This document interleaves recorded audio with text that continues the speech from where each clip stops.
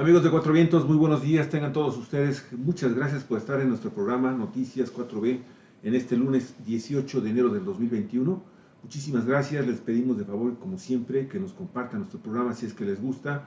También hacer extensivo la invitación para que nos estén observando, nos recomiende usted ante sus grupos, con sus familiares, con sus amigos, en esta emisión que les estamos haciendo, transmitiendo desde la ciudad de Ensenada, Baja California, México.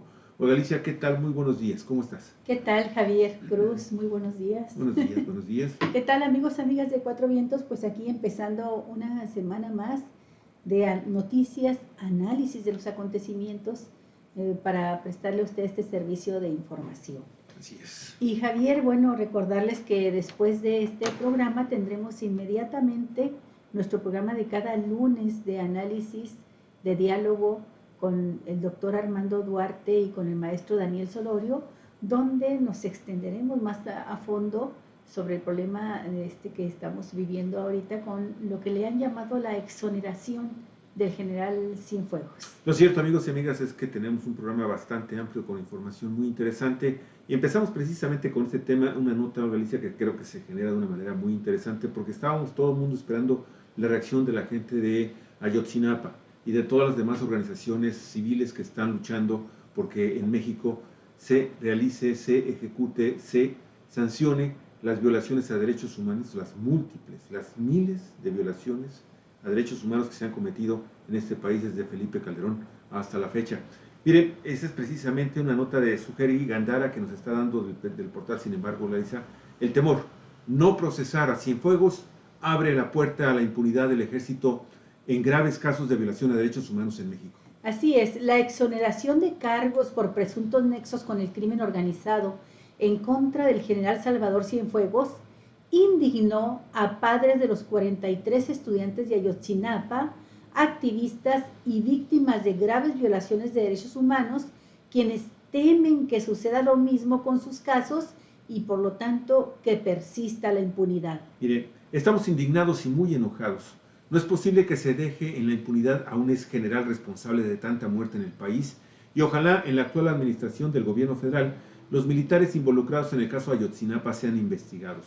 Aun cuando sean de menor rango, queremos justicia. Ya basta de tanta impunidad, dijo en entrevista Omar García Velázquez, quien es un sobreviviente del caso Iguala, en el que 43 estudiantes de la Escuela Normal Rural de Ayotzinapa fueron desaparecidos. Y Vidulfo Rosales, representante legal de los padres de los 43 jóvenes desaparecidos, destacó que la liberación de cargos en contra de Cienfuegos Cepeda es una mala señal y un claro mensaje de que el gobierno federal, en aras de mantener la honorabilidad de la institución militar, alude a hurgar y hacer investigaciones exhaustivas que pongan en entredicho la actuación de las Fuerzas Armadas. Para nosotros es un espaldarazo que el gobierno federal da al ejército mexicano y a militares involucrados en delitos y violaciones graves a derechos humanos.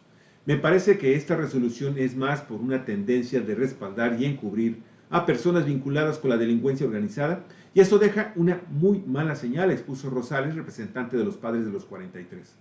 Mario César González, padre de uno de los normalistas, manifestó a su vez: recordemos que en su momento él, Salvador Cienfuegos Cepeda, fue el primero que puso una barrera entre las declaraciones de los soldados y el grupo de expertos.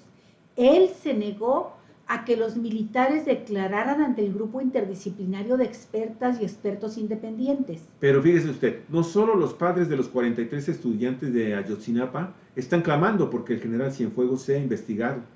Lucía Chávez Vargas, que es la directora de investigación de la Comisión Mexicana de Defensa y Promoción de los Derechos Humanos, que es una organización civil que desde sexenios anteriores está documentando y denuncia graves violaciones a los derechos humanos, expuso que el general Cienfuegos debe ser investigado por crímenes graves que tienen que ver con tortura, ejecuciones extrajudiciales y desaparición forzada. Lucía Chávez dijo: nosotros, desde hace varios años, hemos proporcionado información a instancias internacionales y al gobierno mexicano sobre delitos que se cometieron durante el mandato de Cienfuegos al frente de regiones militares y también cuando era secretario de la Defensa Nacional. La verdad es que hay bastantes evidencias para vincular a Cienfuegos y a otros militares que han ordenado, tolerado y ocultado estos crímenes. Mire, casos como Calera y las masacres como Ayotzinapan, Tlatlaya y Nochistlán dejaron huella en el sexenio de Enrique Peña Nieto. En la mayoría de ellos se ha documentado la participación del ejército, que en ese cargo lo ocupaba en ese momento el general Salvador Cienfuegos. Al menos 12.338 quejas se han presentado en contra del ejército ante la Comisión Nacional de Derechos Humanos entre los años 2000 a 2018, de las cuales 3.311 quejas se registraron durante el periodo en que el general Salvador Cienfuegos estuvo a cargo de la Sedena.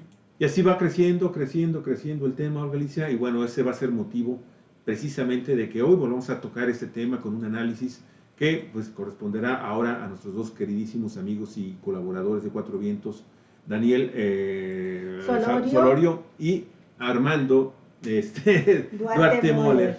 Muchísimas gracias a los dos. En un ratito más, amigos y amigas, vamos a tener la oportunidad de explayarnos sobre estos temas. Así, en tanto, queremos comentar con usted lo que está sucediendo de Windows al campo. Bill Gates ahora es el mayor agricultor de Estados Unidos, Javier. Así es, ¿qué te parece? Bueno, me parece que en todas partes se cocen habas, Javier. Mira, hay que ver cómo está aquí el caso, ya lo hemos comentado, lo investigamos en su momento, de Carlos Slim, que es el ejidatario número 1 de México, ¿no? El ejidatario latifundista. Así es, y dueño prácticamente de todas las costas de la península de Baja California. Olga, Forbes.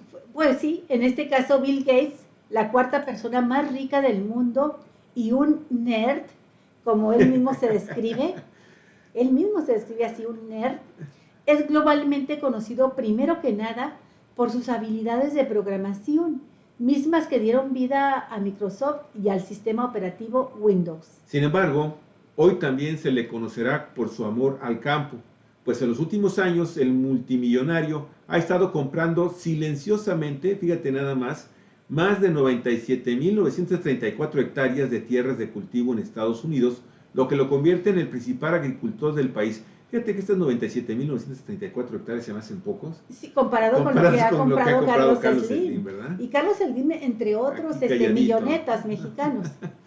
Desde que Carlos Salinas de Gortari, Javier, reformó, con la bancada priista y panista en el Congreso, reformó el artículo 27 constitucional para que los ejidatarios pudieran vender sus tierras.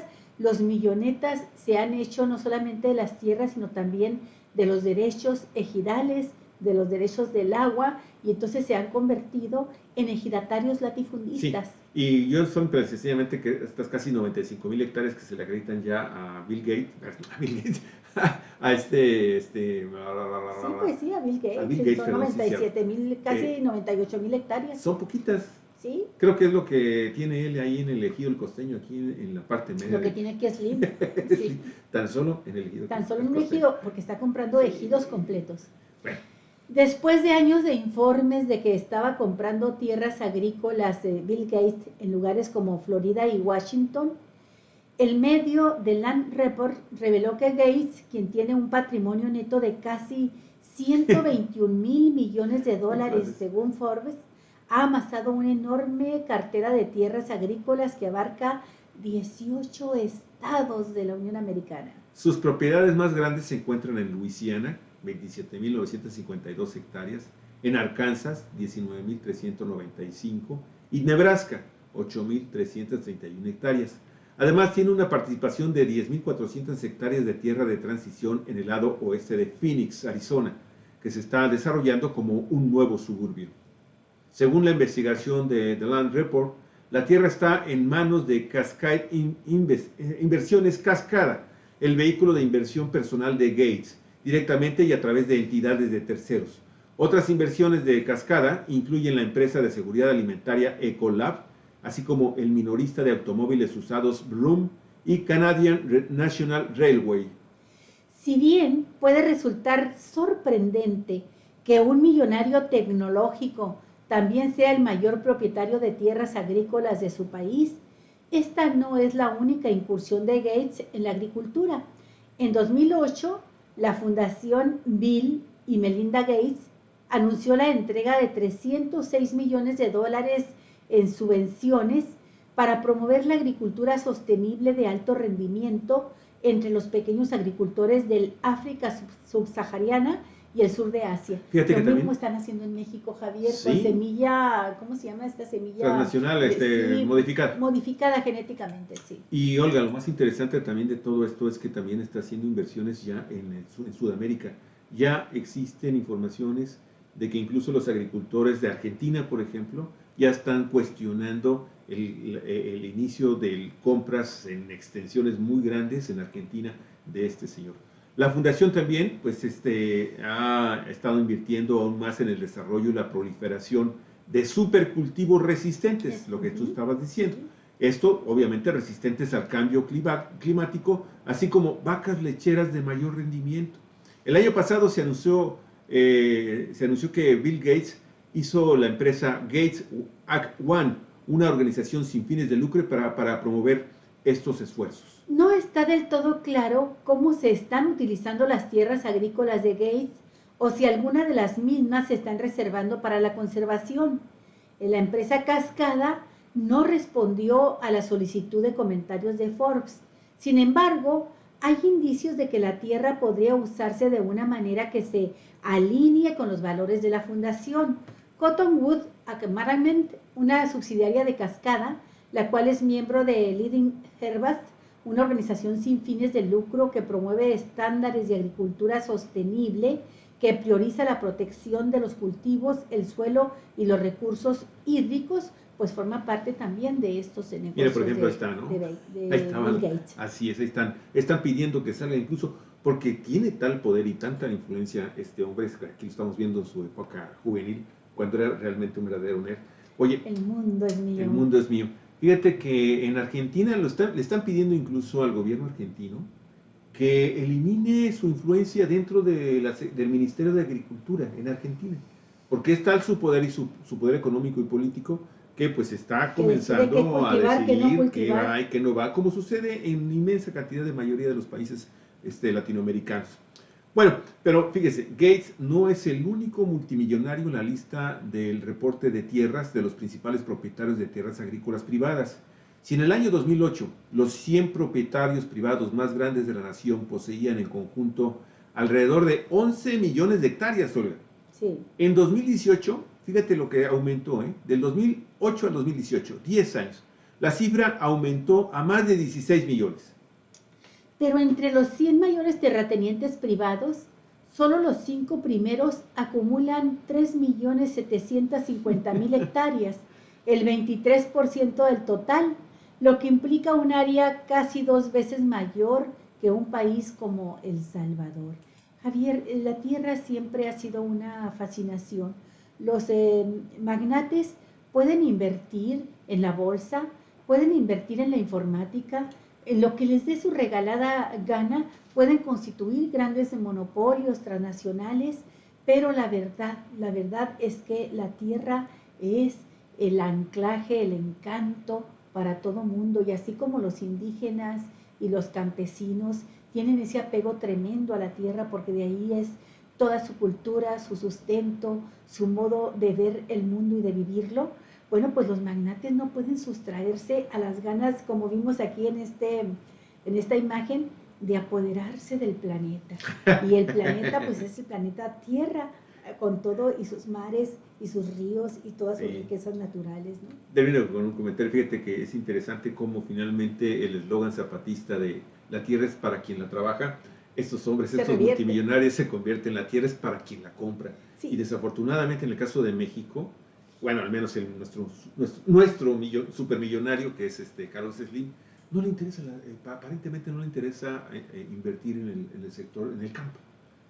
Él está comprando estos grandes terrenos con fines turísticos inmobiliarios. Así es, y los compra también, dice, para preservarlos. Así para porque es un preservarlos tipo en de su turismo, poder. Sí, ecoturismo. ecoturismo, sí, para preservarlos, dice, Pero pues para como supermillonarios. como una visión ecologista. Pero al rato aparecen por ahí todos estos desarrollos para supermillonarios, ¿no? Claro. Donde grandes extensiones de tierra pues quedan ya vedadas hasta de la vista, negadas hasta de la vista a los seres comunes y corrientes como nosotros, ¿no? Oye, nada más déjame ver, porque hoy sí me veo blanquito. Es que te bañaste, Javier. Oye, China. Fíjate que China está sorprendiendo tanto a los economistas, a los financieros, a los grandes monopolios bancarios de todo el mundo, al Banco Mundial, al Fondo Monetario Internacional, que ya están diciendo ellos, ¿sabes qué? Pues estos chinos se van a convertir en la economía más grande del mundo antes de lo que pensábamos y antes de lo que ellos mismos estaban diciendo. La agencia Sputnik da la información. Así es, Javier. Sin duda estamos viendo, le toca a usted, nos toca a nosotros presenciar el derrumbe de un imperio, Estados Unidos, y el surgimiento de uno nuevo, muy sui generis, China. Y esto es muy interesante porque ¿cuántas películas no vemos, por ejemplo, de la caída de Roma, por ejemplo, cuando fue un gran imperio? Y no nos tocó pues verlo más que en el cine, en las versiones cinematográficas, pero hoy en día con darle seguimiento a las noticias vemos cómo se derrumba poco a poco esta gran potencia que ha dominado al mundo, Estados Unidos, y surgen nuevos como China. Bien. Los pronósticos sugieren que China tomará el puesto de Estados Unidos y se convertirá en la economía más grande del mundo en menos de una década. Quizá nos toque verlo. Mire, se espera que el Producto Interno Bruto del país asiático se expandirá un 8.2%, ¡qué barbaridad!, en este año 2021, afirman los economistas consultados por la empresa Bloomberg. De acuerdo con los pronósticos, el crecimiento de China debe superar al de sus pares, como ya ocurrió en el año 2020. De hecho, el año pasado China fue la única nación entre las grandes economías que evitó una contracción de su economía. Para Homi Karas, subdirector del Programa de Desarrollo y Economía Global del Centro de Investigación Brookings en Estados Unidos, China debe convertirse en la mayor economía del mundo para el año 2028, es decir, 2 años más rápido de lo que el especialista había estimado anteriormente. Mire, las exportaciones del país asiático crecieron el año pasado, así como usted lo está escuchando, un 3.6% hasta los 2.059 billones de dólares. Son 2 billones 590 millones de dólares, mientras que las importaciones retrocedieron un 1.1% hasta los 2.06 billones, lo que se tradujo en un superávit comercial de 535 mil millones de dólares. China, además, probablemente recuperó el título del principal destino mundial para la inversión extranjera, el cual perdió ante Estados Unidos en 2015. La inversión extranjera en el país asiático alcanzó más de 129.500 millones de dólares hasta noviembre de 2020, ligeramente por encima del año anterior, aún con toda la pandemia. Así es, precisamente se toca el tema de la pandemia. Fíjese, esta pandemia COVID-19 podría ayudar incluso a China a solidificar su posición en la economía global, consideró Ka Zheng, que es el director de estudios asiáticos de la Universidad de Arkansas en Estados Unidos. Este experto cree que es probable que compañías europeas y estadounidenses se vuelvan a China debido al potencial que tiene el país de ser la única gran fuente de crecimiento en el mundo post-pandémico. El director financiero de la empresa Nike, Matthew Friend, dijo también a ese medio de información: hemos visto ola tras otra de la pandemia golpear diferentes mercados y realmente el único mercado donde hemos visto una trayectoria continua en términos de manejo del virus ha sido China. Así es, en efecto, Javier. China es de los países que tiene las tasas más bajas de contagios controladas y un crecimiento económico constante. Y es muy importante esto que también se acaba de mencionar por parte de Matthew Friend, que le dice a Bloomberg. Fíjate, es muy importante decir que muchos inversionistas estadounidenses que tuvieron que regresar a su país prácticamente obligados por el gobierno de Donald Trump. Hay que recordarlo, amigos y amigas, no se le olvide ese dato. Acuérdense, Donald Trump estuvo presionando a sus inversionistas que estaban trabajando fundamentalmente en China, ¿sí? A que si no regresaban les iban a aplicar gran cantidad de impuestos y les iban a aplicar otra serie de sanciones. Eso obligó que muchos inversionistas estadounidenses dejaran fundamentalmente el mercado chino, aunque también tuvieron que retirarse de muchas de estas grandísimas economías que están creciendo en la zona de Asia. Y ahora, ya con un gobierno diferente, pues se están alistando para regresar una vez más a Estados Unidos. Y por eso, amigos y amigas, se acelera este pronóstico de que, ¿sabes qué? No va a ser en el 2030, va a ser muy probablemente en el 2028, cuando veamos dominar finalmente a China como la economía más importante en todo el planeta. Sí. ¿Qué cosas? Y en tanto, Javier, Estados Unidos no solamente enfrenta una doble crisis muy fuerte, la sanitaria y la económica, sino una crisis política tremenda, sí, ¿no? Que no ha podido superar después de desde antes y después de las elecciones, y que los mantiene en un estado de terror constante, están aterrorizados, alertas a nivel nacional en Estados Unidos por amenazas de más ataques armados. Así es, una nota de David Brooks de La Jornada, Galicia, trae la información siguiente. Adelante.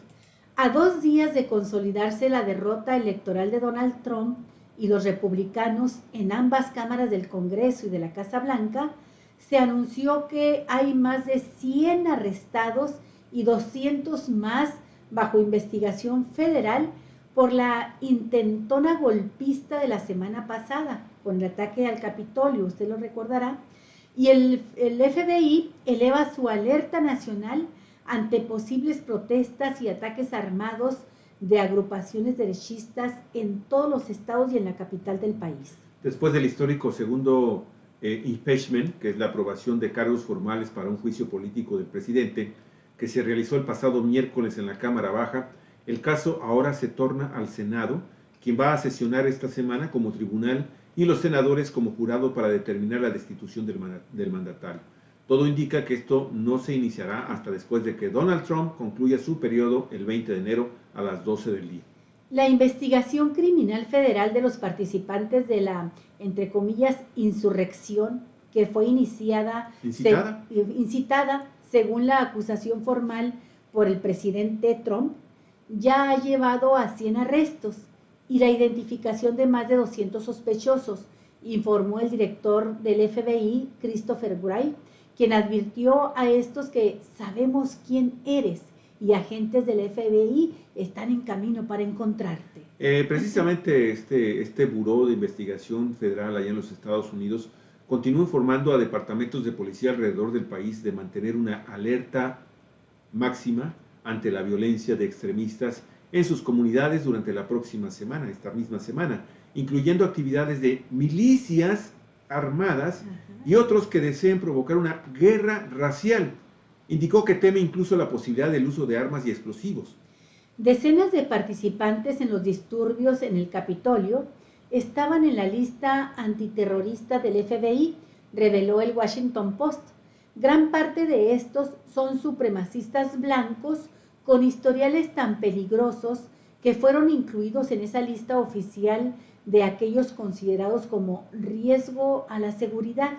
Pero la presencia de tantos en un solo lugar, señala el periódico, ofrece otro ejemplo de los fracasos de inteligencia que se revelaron con el asalto al Capitolio. Mire, los legisladores ahora trabajan en un complejo legislativo ocupado por guardias nacionales, algo que no se había visto desde la Guerra Civil en los Estados Unidos. Algunos de los 10 diputados republicanos que votaron a favor de la acusación han sido criticados por sus colegas y están preocupados incluso por su seguridad personal. Nuestra expectativa es que alguien podría intentar matarnos, declaró el diputado republicano Pierre Miller en MSNBC. Añadió que algunos están tomando medidas para proteger a sus familias y a sí mismos, como contratar a escoltas armadas ante amenazas por su voto. Híjole, para que veas cómo anda el miedo. Por ejemplo, por otra parte, fíjese, la compañía aerolínea Delta Airlines anunció que no aceptará armas de fuego en el equipaje en vuelos con destino a Washington durante las fechas de esta transición presidencial. Por su parte, el presidente electo Biden está buscando enfocar la atención sobre las dos crisis inmediatas que enfrenta su nuevo gobierno o que va a enfrentar, la pandemia y la economía. La semana pasada presentó un ambicioso plan de un total de 1.9 billones de dólares que incluyen 400,000 millones para acelerar la respuesta al COVID, incluyendo la campaña masiva de vacunación, pruebas diagnosticadas y otros programas médicos, y también otras medidas como asistencia y estímulos ante el severo daño económico provocado por el inepto manejo de la pandemia. Y así está, Olga Alicia, la información en los Estados Unidos. Hoy me estabas diciendo que hubo un caso así que hasta como da risa, pero la verdad es que también, por otro lado, no deja uno de pensar en la gravedad y el terror que también se le está infundiendo a la sociedad estadounidense. Así es, Javier. Hemos estado, tú me decías que de repente hoy en la mañana alguien vio que salía humo debajo de un puente cerca del Capitolio o de la Casa Blanca. Salieron corriendo las fuerzas del orden, iban encontrando que eran un grupo de desempleados, de personas sin hogar allá en los Estados Unidos. Lo que a mí me provoca mucha precaución, Galicia, es el tipo de armas que tienen estos ultraderechistas. Ahorita vamos a ver algunas de ellas. Olga, están plenamente identificados desde hace mucho tiempo y sin embargo, con eso de que a ellos se les permite comprar, ve nada más ese tipo de armas que tienen estos supremacistas blancos. La verdad es de llamar la atención. Como los narcos en México. Es impresionante, Olga, pero se pueden exhibir en plazas públicas armados de esta manera. Pues y sí, no porque allá es legal, Javier. Así es. Allá es legal. Es uno de los graves problemas que tiene Estados Unidos. Bien. Bueno, pues vamos a la siguiente nota. ¡Ay, Luz Echeverría! ¡Qué barbaridad, Javier! Esta nota de veras causa sorpresa e indignación. Ayer coincidieron dos acontecimientos interesantes. Uno de ellos es que el expresidente Luis Echeverría Álvarez, quien pues todavía está pendiente de que rinda realmente cuentas a la justicia mexicana por la masacre del 2 de octubre de 1968, además de la masacre de junio de 1971, cuando ya era presidente, la primera cuando era secretario de Gobernación y presidía el país Gustavo Díaz Ordaz, y la segunda cuando ya él era el presidente Echeverría. Bueno, pues el expresidente Echeverría cumplió 99 años de edad tan a gusto, descansando en su casita, gozando, dicen los reportes periodísticos, de salud y cobijado por sus seguidores y su familia. Cobijado por la impunidad, Olga. Por la impunidad total. Pero el otro hecho que coincidió, Javier, es que ese mismo día, que cumple 99 años, Echeverría, muere quien fue el joven último orador en la plaza de Tlatelolco antes de que se desatara la masacre del 2 de octubre del 68. Nos llega un mensaje de sus compañeros, muchos de ellos que participaron en ese movimiento del 68, y dice el mensaje: otro camarada que se nos adelantó, David Vega Becerra, quien fue el líder de los textileros del Instituto Politécnico Nacional durante el movimiento estudiantil de 1968, miembro de la Juventud Comunista Mexicana y último orador en la plaza de Tlatelolco el 2 de octubre, falleció por un infarto hoy, decía el día de ayer, o sea, ayer. En la madrugada. Vivía en Tlaxcala, descanse en paz. Entonces David Vega Becerra muere y Echeverría festeja sus 99 años.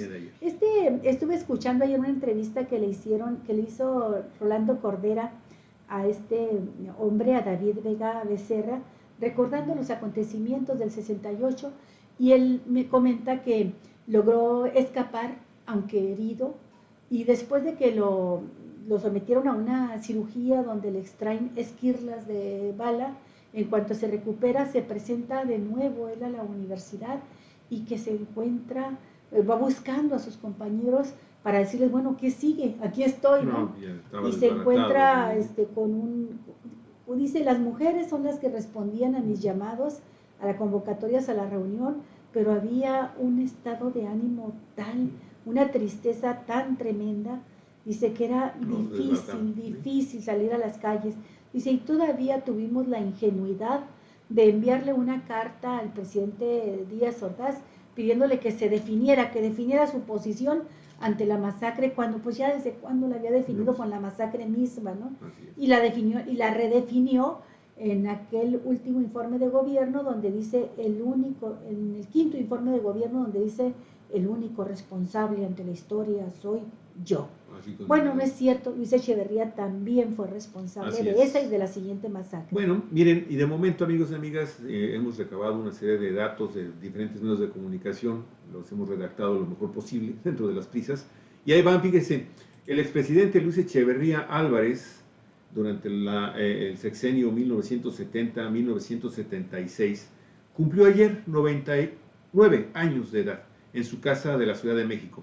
Y en esta ocasión, en cumplimiento de los protocolos sanitarios, su día transcurrió sin festejos ni visitas, según reportes de sus familiares para el periódico El Universal. Pero los 2 años anteriores, Luis Echeverría los pasó sin problemas respiratorios, luego de varias hospitalizaciones para ser atendido de neumonías. Tenía entonces los cuidados que corresponden a una persona de casi 100 años y de manera permanente es atendido por una enfermera y suele usar silla de ruedas para su movilidad y de manera habitual toma sus alimentos en su recámara.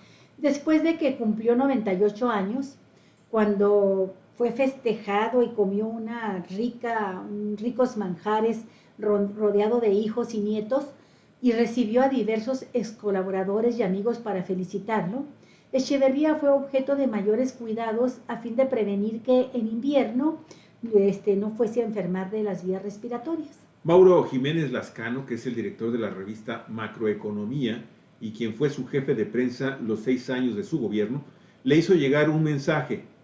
Dice esto: recordamos hoy el esfuerzo cotidiano, sin descanso, que realizó entonces en favor de México. Fue un tiempo en el que todos los sectores de la nación unieron fuerzas para seguir adelante en momentos dificultosos. Para acelerar el paso del progreso de México, reseñó su ex colaborador, el país se abrió al mundo y en lo interno se aceleró el esfuerzo productivo en el campo, la industria, el comercio, la cultura, comunicaciones. La meta fue que nadie se quedara atrás, que el avance fuera conjunto y armonioso. Qué barbaridad, sí, ya lo estamos viendo. Un grupo de 9 personalidades echeverristas dirigieron otra comunicación escrita a Luis Echeverría el día de ayer, en la que subrayan su obra presidencial, con acento en la reforma agraria, la organización de los campesinos, de los indígenas, de los pequeños propietarios, así como el reconocimiento de los derechos de la mujer, la creación de instituciones para los trabajadores y trabajadoras, tales como el Banco Obrero, el Infonavit, el Fobiste y el Fonacot. También la construcción de infraestructura, el impulso a la educación superior, a la salud. Remarcan también la reforma al artículo 27 de la Constitución, en la que México reconoce su soberanía en la zona económica exclusiva, que incluye en la superficie del país 3.5 millones de kilómetros cuadrados en el Océano Pacífico, el Golfo de México y el Mar Caribe. Y sus admiradores y seguidores que hacen omisión absoluta sobre el lado oscurísimo del expresidente genocida, dicen: en nombre de un gran número de mexicanos de esa generación y sus descendientes, queremos testimoniarle nuestro homenaje a la congruencia de su gobierno priista, que siempre mantuvo su lealtad a los principios de la revolución y su amor por México. Pero mire, el 2 de octubre de 1968, con la seguridad nacional a cargo de Luis Echeverría Álvarez, tuvo lugar la masacre de los estudiantes concentrados pacíficamente en la Plaza de las Tres Culturas de la Ciudad de México. Oriana Fallaci, una periodista italiana que por ahí aparece también en nuestras imágenes, que presenció los disparos en Tlatelolco y que también fue herida, recibió 2 tiros en esa noche, denunció el evento de la revista The Look. Esto escribió Oriana Fallaci. Quiero que la delegación italiana se retire de los Juegos Olímpicos. Es lo menos que pueden hacer. Mi asunto va a ir al Parlamento. El mundo entero se va a enterar de lo que pasa en México, de la clase de democracia que impera en este país. El mundo entero. ¡Qué salvajada! Yo he estado en Vietnam Y puedo asegurar que en Vietnam, durante los tiroteos y los bombardeos, también en Vietnam señalan los sitios que se van a bombardear con luces de bengala. Hay barricadas, refugios, trincheras, agujeros, qué sé yo, a dónde correr a guarecerse. Aquí en México no hay la más remota posibilidad de escape. Fíjate qué testimonio, ¿eh? Sí. En 1999, el historiador Enrique Krause tuvo una conversación con Luis Echeverría, en la cual el expresidente habló sobre sus acciones al frente de la Secretaría de Gobernación durante los eventos del 68. Ahí está Oriana y ahí está precisamente tirada con un embajador, un estudiante, y ahí está hospitalizada después de los 2 tiros que recibió la noche del 2. Y ahí está feliz con López Portillo y con Miguel de la Margita. Pero veamos qué fue lo que le dijo Echeverría Enrique Krause. A Enrique Krause, ¿no? Que lo publicó en la revista Letras Libres. Dijo Echeverría, fue una intervención mínima, un llamado a la reflexión y al diálogo. Y la verdad, el ejército lo maneja el comandante supremo de las Fuerzas Armadas, que es el presidente. Y luego, este político mexicano también fue señalado como responsable de una segunda represión estudiantil el 10 de junio de 1971, llamado el Halconazo. La cifra resultante de ese evento fue de 17 muertos de manera oficial. Estos hechos no quedaron en el olvido, pues luego de algunos años Vicente Fox, expresidente por el PAN, creó la Fiscalía Especial para Movimientos Sociales y Políticos del Pasado. En 2005, Luis Echeverría Álvarez fue acusado por delitos de lesa humanidad, particularmente por genocidio. Estos señalamientos incluían a la llamada Guerra Sucia, una campaña de represión de baja intensidad dirigida a frenar a los movimientos de oposición surgidos después de la masacre del 68. El proceso judicial lo vivió en arresto domiciliario y 2 años más tarde fue exonerado de los cargos. El juez consideró que, si bien había elementos para asegurar que en Tlatelolco ocurrió un genocidio, menos mal, no existían pruebas suficientes que inculparan directamente a Echeverría. El fallo fue ratificado por el Quinto Tribunal Colegiado en materia penal en el año 2009. Luego de ocupar la presidencia de México, la carrera de Luis Echeverría Álvarez no culminó, pues se mantuvo activo en la administración pública ocupando cargos como embajador ante la Organización de las Naciones Unidas para la Educación, la Ciencia y la Cultura, conocida como UNESCO, esto en París, Francia, hasta el año de 1979. Asimismo, se desempeñó como representante diplomático itinerante en Australia y en Nueva Zelanda. Y después de eso, Galicia pasa a la vida civil. Y hoy, Galicia, estamos haciendo esta reflexión a raíz precisamente de su aniversario número 99 de nacimiento. Así es, Echeverría puede quedar momificado en vida, pero en tanto muchos mexicanos celebramos el heroísmo, la entrega, la aportación que hicieron a este país a una costa de su sangre y de su vida, jóvenes como David Vega Becerra, el último orador de aquel 2 de octubre de 1968 en la Plaza de las Tres Culturas, David Vega, quien falleció el día de ayer. También. Olga, dos notitas rápido, nos vamos con la primera de la agencia EFE. Fíjense que las autoridades mexicanas restringieron la semana pasada, el pasado fin de semana, el paso de cientos de residentes de Guatemala a México que intentaban cruzar el río Suchiate, que es la frontera natural entre estos dos estados, de manera irregular con fines turísticos o comerciales. El gobierno de México reforzó la orilla con mayor presencia de agentes del Instituto Nacional de Migración que solicitan documentos que permitan a los guatemaltecos comprobar su estancia legal en el territorio mexicano, como la tarjeta de visitantes regional o la visita humanitaria. Mire, todos los días hemos pasado y venido. Nosotros venimos a comprar cosas, afirmó el guatemalteco Amílcar Ruiz, y agregó que no pudo renovar sus documentos debido a la pandemia.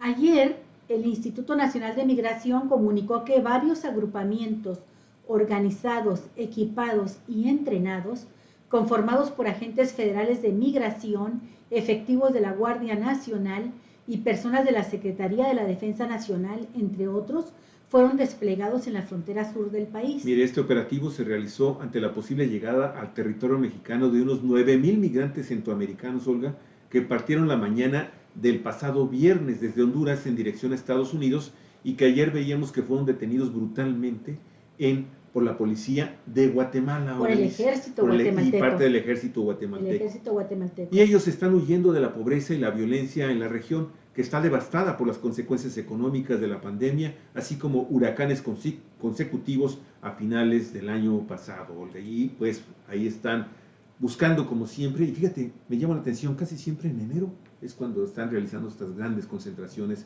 para tratar de cruzar hacia la frontera con México y de ahí ver la posibilidad de incluso llegar a Estados Unidos, pero es algo que cada vez se está haciendo cada vez más y más difícil para ellos. Sí, y muchas personas que logran llegar al norte de México, Javier, Ajá.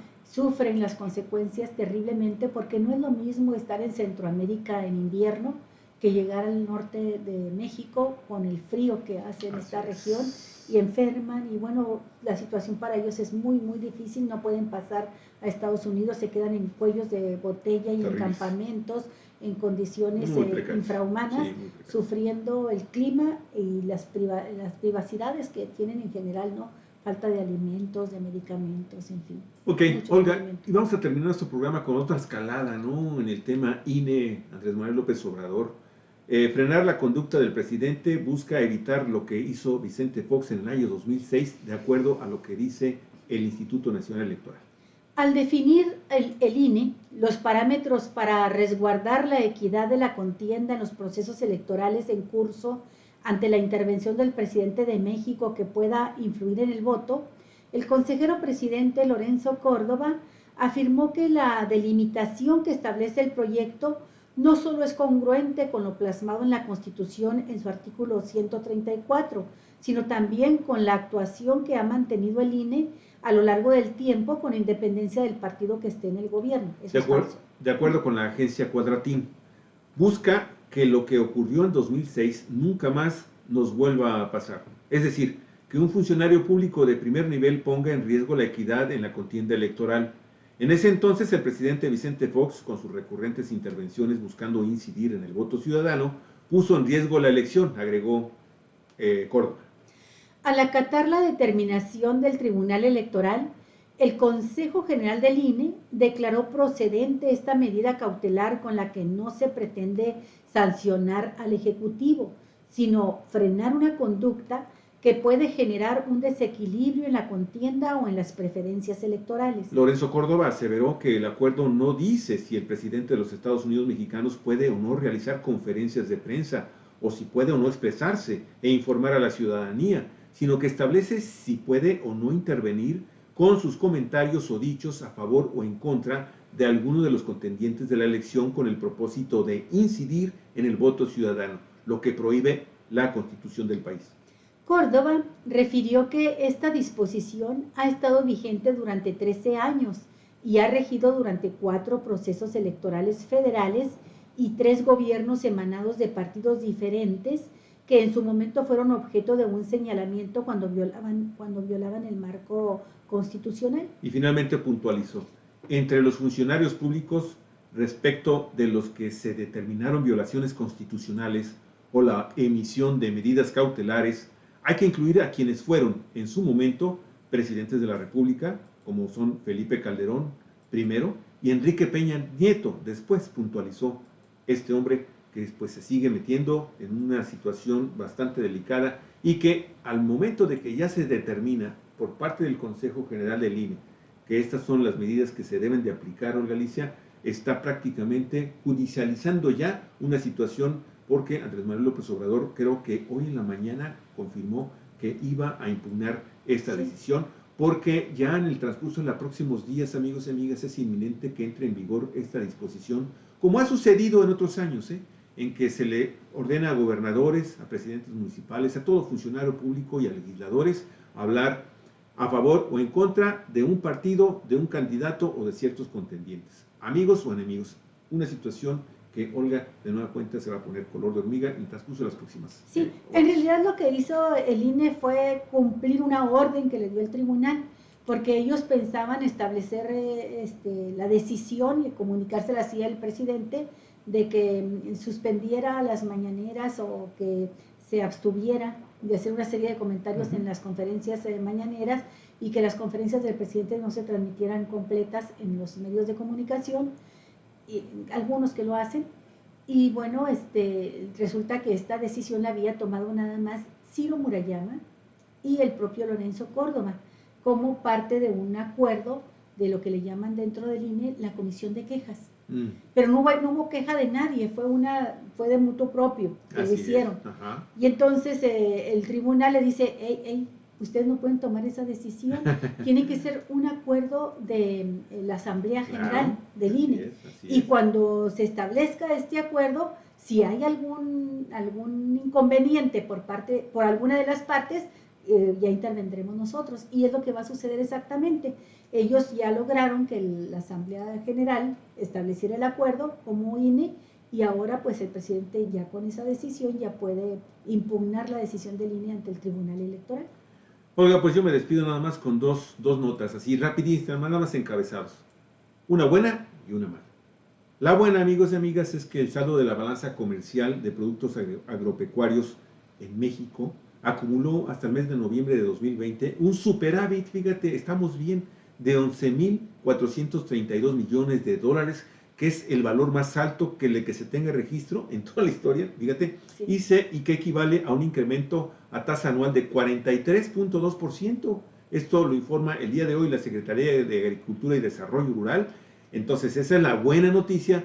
Y la mala, que tiene que ver con la COVID, es que fíjese usted, la Organización Mundial de la Salud detectó una posible nueva mutación del coronavirus en Brasil, y ya está emitiendo alertas, amigos y amigas, a nivel mundial, porque las otras variantes simple y sencillamente ya se regaron por todo nuestro mundo. Agencia EFE dice, América, donde las gráficas de casos y muertes siguen al alza, concentra un 47% de los fallecimientos de la pandemia, mientras que en Europa las cifras se han estabilizado, pero siguen siendo muy altas. Así está, una buena, una mala.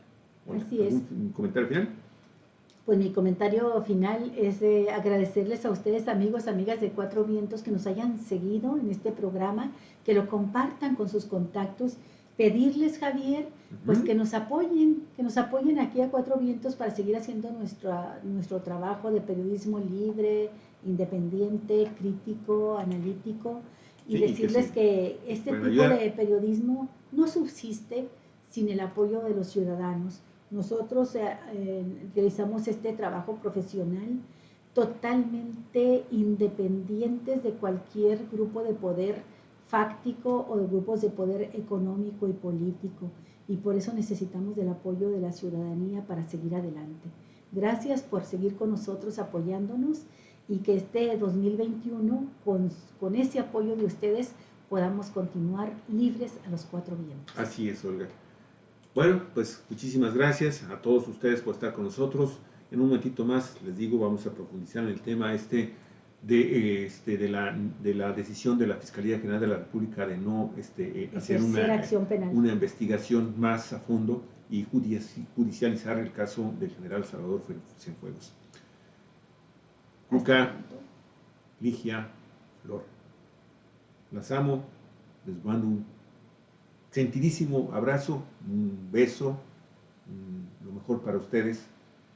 Ahí está Ponchito, nos está escuchando. Sí, todo nuestro apoyo, nuestra solidaridad, nuestro pésame a los hijitos, a la esposa, a toda la familia de Alfonso Ponchito Cruz Suárez, quien falleció este fin de semana después de librar durante mucho tiempo una batalla a brazo partido en contra de la leucemia.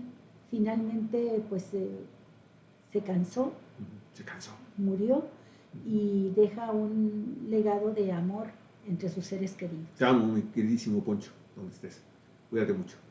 Hasta luego.